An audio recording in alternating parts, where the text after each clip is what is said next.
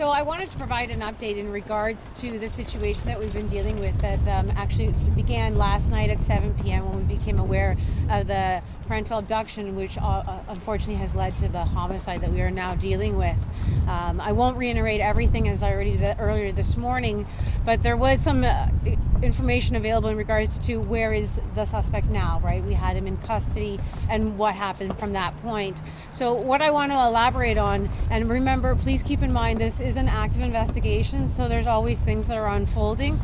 When we did take custody of the individual with OBP earlier this morning, our officers at that time did notice that there was a medical concern. They were concerned about his well-being. At that point, that individual was taken to hospital to ensure that they were okay and fit to go forward. At that point, as the morning has unfolded, that hospital felt that the issue needed to be looked at a different center.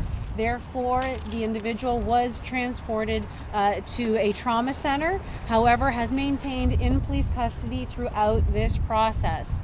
And we will stand by until he is medically cleared.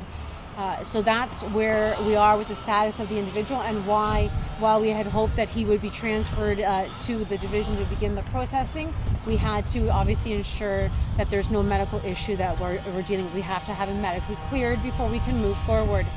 The other thing that I want everyone to be aware of is, I know there were questions in regards to charges and where we're at and the process, and I want everyone to be aware that we are going forward, we are proceeding with a first-degree murder charge. Okay, so that is where we're at now.